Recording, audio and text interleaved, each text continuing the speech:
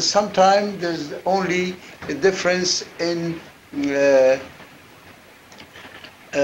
languages. In some cases, there's also a difference in the economic inclination of the country, of the peoples in every country. And I think that what is very important is this sense of ownership. The people, they have to be sure about the ownership not only of their of their country politically, but also to have this sense as far as the natural resources concerned. And this is becoming then an element of for cementing different people of different languages, such as the case of Afghanistan. But now, since a few years, the word nation building is very much used. In the case of some countries, this word of nation building has really no real meaning, because as far as Afghanistan is concerned, not only it was a nation in the 18th century, but also we have earlier Afghanistan of the 10th century, which was an empire of the Ghaznavid, and later the Abdali Empire was 18th century, and this is and this was the part now the north of Indian subcontinent, including the Pakistan of today, there was all the time dealing with our nation and our different people of our nation. So what is important, I think, for the time being, is to consider all what happened in the quarter century before us, and in all countries, and earlier, if we want to see about some other countries. Now, in case of Afghanistan, Afghanistan had very good relations with the Soviet Union of the time, but unfortunately, because of the Cold War, and because of the circumstances in the West, and about their attitudes towards Moscow, we had in Afghanistan a Soviet invasion. The Red Army was in Afghanistan. And the Red Army, I assure you that in spite of the greatness of Russian culture,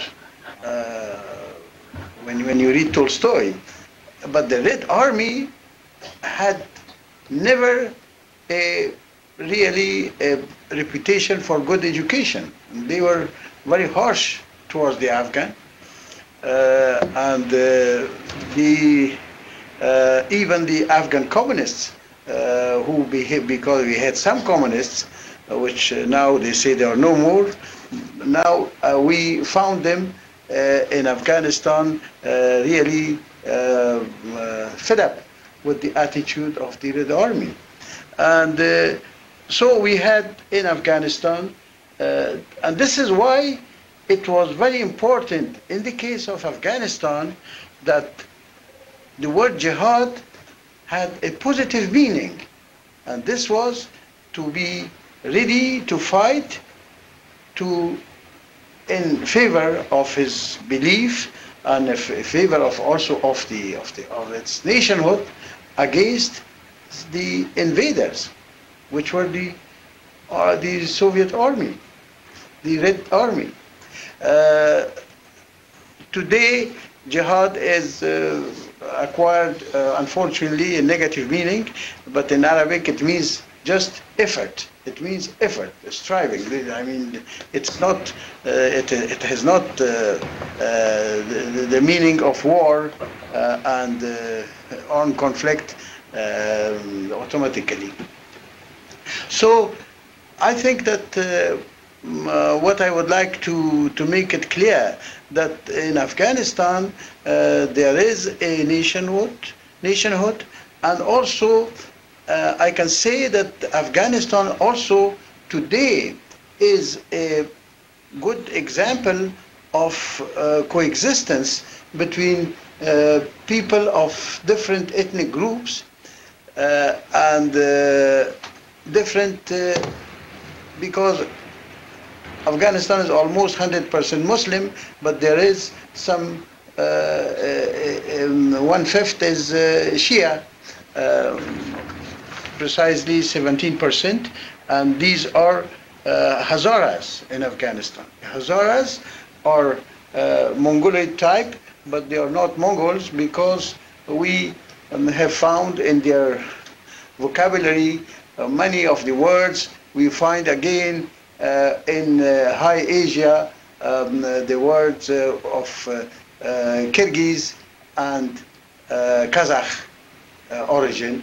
I mean, which is, they have similar words. Therefore, they belong to, but they are Shia since only 4 centuries. But they have good coexistence with the Sunnis, and there is no in Afghanistan any case of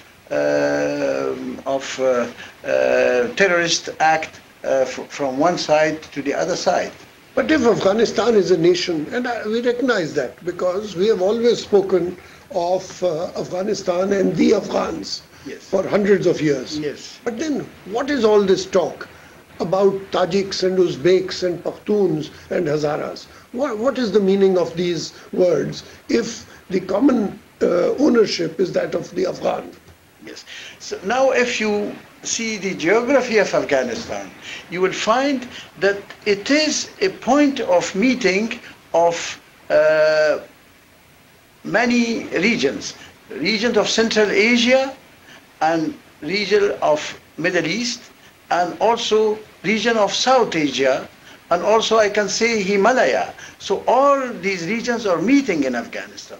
This is a point of meeting, and it is quite normal that for the Asian continent to have such a place where all these regions are meeting. So I think that in Afghanistan we find that in the history of Afghanistan there was stages where a force from Afghanistan was departing towards west and towards east and towards southeast, towards Delhi. This was even happened in 18th century, and then in other cases we found that there was empires in both sides of Afghanistan, and this was early 18th century when Afghanistan was under the influence of both the Mongol Empire from India and the so-called Mughal Empire from India, and the Safavid and the Qajar in Iran. But in later stage, we had, especially in 1747, we had this, an empire was built under the leadership of Ahmad Shah Abdali, and this was the beginning of contemporary history of Afghanistan. But come to the modern history of Afghanistan, current times. We are in the middle of a problem. Afghanistan